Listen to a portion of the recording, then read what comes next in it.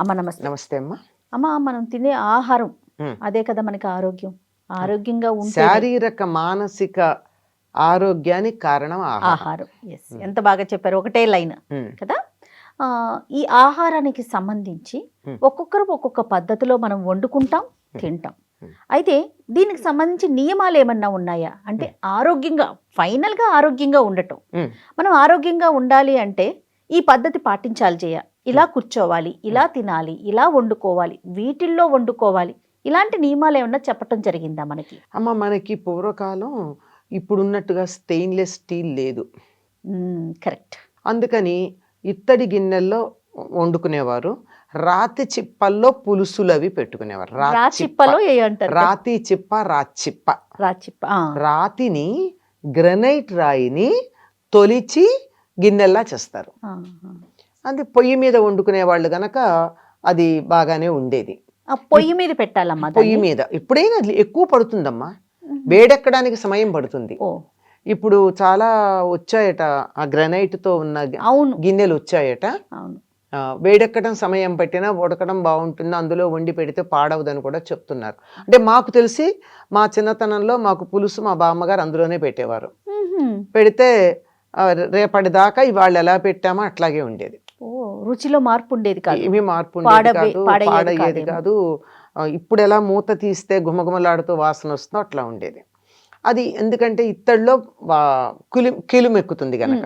ఒకవేళ ఇత్తడిలో వండినా వెంటనే ఈ రాచిప్పల్లోకి మార్చేవారు, గాజు వాటిల్లోకి కానీ రాచిప్పల్లోకి కానీ. అది ఒకప్పటి మాట. జర్మన్ సిల్వర్ వాడడం మంచిది కాదని వాడేవాళ్ళు కాదు. వచ్చేవి పాత్రలు కానీ వాడేవాళ్ళు కాదు. ఇత్తడి, రాచిప్పలు. మట్టి పాత్రలు కూడా ఉండేవి. అంతకు ముందు మట్టి పాత్రలతోనే వాడేవారు. మట్టి పాత్రలతో గనక మీరు వంట చేసినట్టయితే ఆరోగ్యానికి చాలా మంచిది.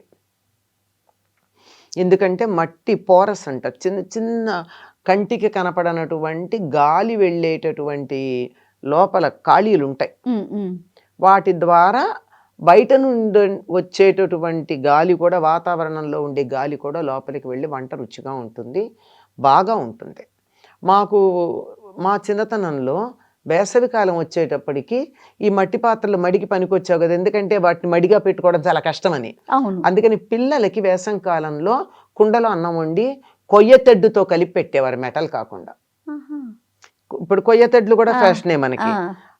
ప్రత్యేకంగా కుండలో వండి కొయ్యతెడ్డుతో మాత్రమే ఆ అన్నాన్ని కలిపి దాంతో మాకు పెట్టేవారు. చాలావా వేడి చెయ్యదు, ఆరోగ్యానికి మంచిది, వంట పడుతుంది అని.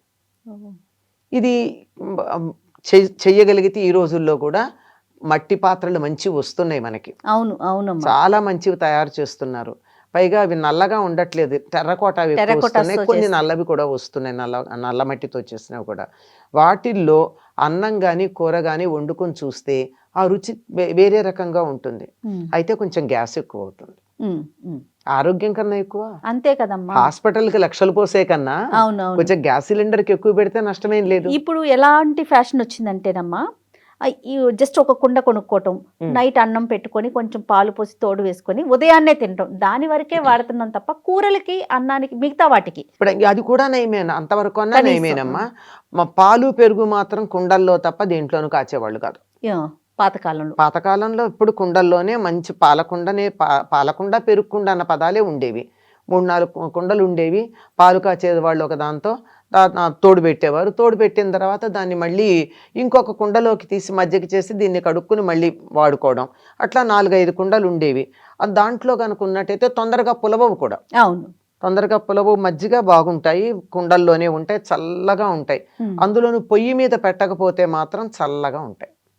ఒక్కసారి గనక వేడెక్కిందనుకోండి కుండ, దాంట్లో చల్లబరిచే లక్షణం తగ్గుతుంది. అందుకని నీళ్ల కుండలు మనకి పొయ్యి మీద పెట్టరు. అలాగే మజ్జిగ వాడుకునే కుండలు పొయ్యి మీద పెట్టకుండా మజ్జిగ చేసి అందులో పెట్టుకుంటారు. వేసవి కాలంలో ఎప్పుడు చూసినా చల్లగా హాయిగా ఉంటాయి, మన దీంట్లో నీళ్ల కూజాల్లో ఉన్నట్టు. కనుక ఈ రకంగా వాడేది ఆరోగ్యానికి మంచిది.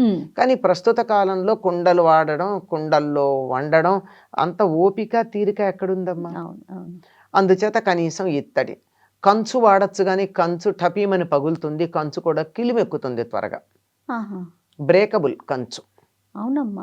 మంచి కంచు అయితే, కానీ చాలా ఖరీదు. మామూలు ఖరీదుతో ఖరీదా? కూడుకున్నది. ఇత్తడి గిన్నెలు బరువు కూడా వాడుకోవచ్చు. ఉంటాయి కదమ్మా బరువు. కంచు పాత్రలు. చాలా ఆ. ఇత్తడి గిన్నెలు వాడుకోవచ్చు. ఉమ్, ఉమ్. ఇత్తడి గిన్నెల్లో అన్నీ చేసుకున్నా ఈ రోజుల్లో మరి పులుసు కూరలు లాంటివి అందులో గనక చేసినట్టయితే కిలిమెక్కుతాయి గనక యువతల గాజు పాత్ర అందుబాటులో ఉన్నాయి కనుక గాజు పాత్రల్లో పెట్టుకోండి, నష్టమేం లేదు. ఉమ్, ఉమ్. పూర్వం కూడా జాడీలతో చేసిన రాచిప్పలు ఉండేవి గిన్నెలు. అవునవును అవును. గిన్నెలు ఈ జాడీ మెటీరియల్ ఉందే, ఆ. ఆ గిన్నెల సెట్ ఉండేవి మాకు. ఆహా. ఆ గిన్నెల్లో వండినవన్నీ అందులోకి మార్చుకునేవాళ్ళం. ఓకే. అట్లా ఆ. ఆ విధంగా పోర్సిలిన్ అంటున్నాం ఇప్పుడు దాన్ని. ఆ. ఆ పోర్సిలిన్ గిన్నెల్లో కానీ గాజు వాటిల్లో కానీ మార్చుకోవచ్చు. ఓకే. ఇది ఆరోగ్యానికి మంచిదమ్మా. అమ్మ. జర్మన్ సిల్వర్ వాడద్దు, వంటకి ఆరోగ్యానికి మంచిది మంచిది కాదు. అనేక రకాల అనారోగ్యాలు ఉన్నాయి. మరి కుక్కర్లు ఉన్నాయి కదా, ఉమ్, ఉమ్. కుక్కర్ వాడండి, కానీ లోపల ఇత్తడి గిన్నె కానీ స్టీల్ గిన్నె కానీ పెట్టి వాడండి. కుక్కర్లో డైరెక్ట్గా ఎందుకు వండుతారు? ఉమ్.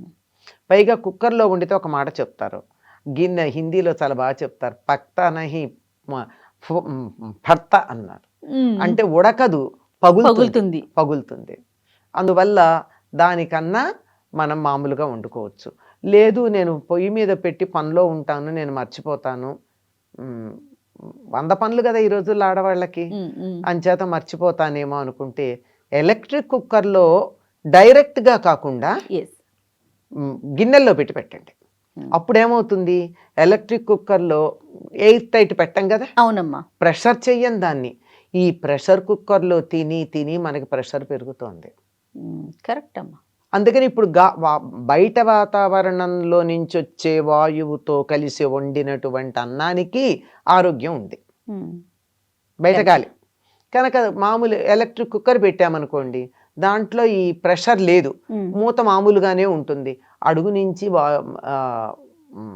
నీటి ఆవిరి వస్తుంది, బయట నుంచి వాతావరణంలో ఉన్న గాలి ఉంటుంది, వేడికి చక్కగా ఉడుకుతుంది. ఎస్.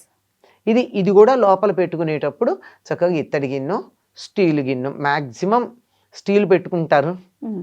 ఉంటే అందుబాటులో ఉంటే ఇత్తడి గిన్నెలు కూడా పెట్టుకోవచ్చు, దాంట్లో పెట్టుకుని వండుకోవచ్చు. అమ్మా. ఇది వీలైనంత మీరు సూక్ష్మంలో మోక్షం అడిగారా కనుక చెప్తున్నా, ప్రెషర్ కుక్కర్ కన్నా ఇది బెటరు.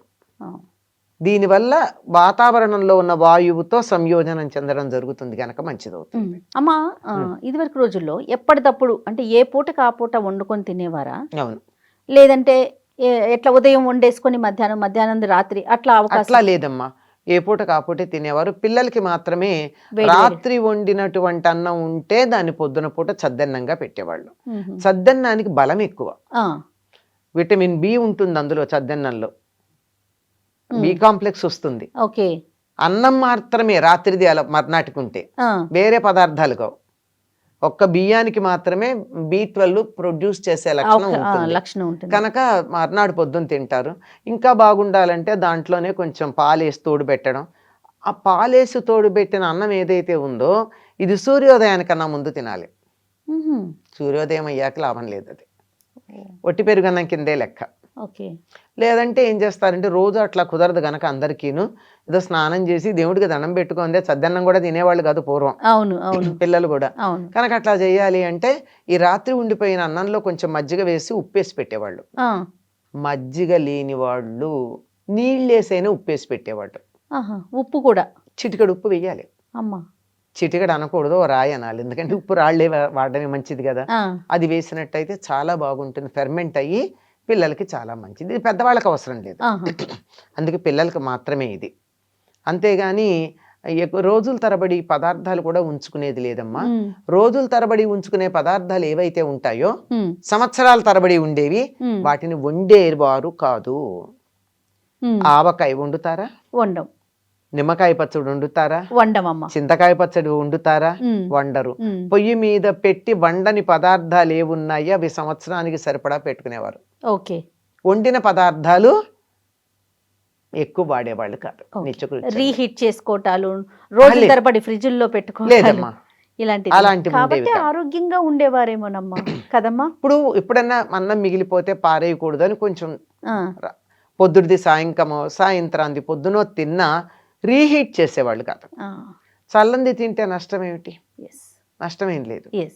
కనుక రీహీట్ వల్ల వచ్చేటటువంటి ప్రాబ్లం మామూలు ప్రాబ్లం కాదు. ఓకే. ముఖ్యంగా చెప్తారు పప్పు కానీ రీహీట్ చేసినట్టయితే క్యాన్సర్ అని విన్నాను నేను. My God. అది ఎంతవరకు అది శాస్త్రీయంగా అంగీకరించారో తెలియదు కానీ అది మాత్రం రీహీట్ చేయకూడదు అని చాలా మంది చెప్పినటువంటి మాట. సో ఈ విధమైన పద్ధతులు ఫాలో అయ్యేవారు. ఇవి ఫాలో అవ్వడానికి మన కష్టమా, మనకు తెలియక అడుగుతారు. చాలా మన పూర్వీకులు చేసిందే కదా. కుండల్లో పెట్టుకోవడం కష్టం. అవును. ఇత్తడికి నువ్వు ఖరీదైనవి ఏమిటో రకరకాల కుక్కర్లు కొనుక్కుంటున్నారు. అవునవును. దాని బదులు ఇత్తడి గిన్నె వండుకోండి. అవును అవును.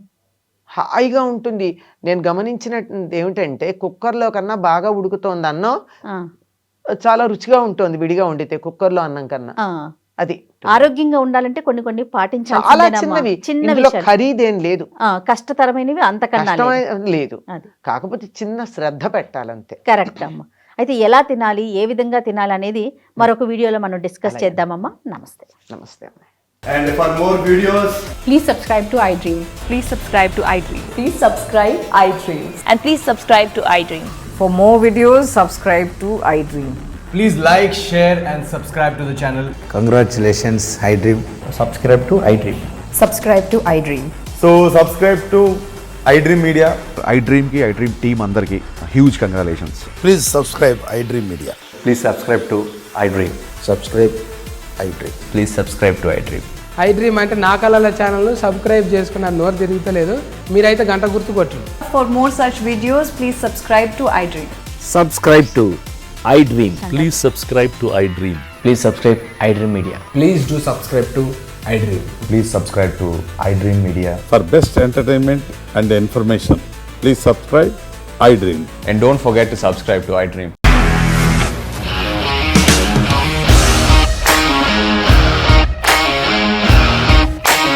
ఇండస్ట్రీలో కమిట్మెంట్ ఇష్యూస్ వస్తే నీకు కూడా వచ్చినట్టు. మార్నింగ్ తీసుకెళ్ళాలంటే కొట్టి పడేస్తారు.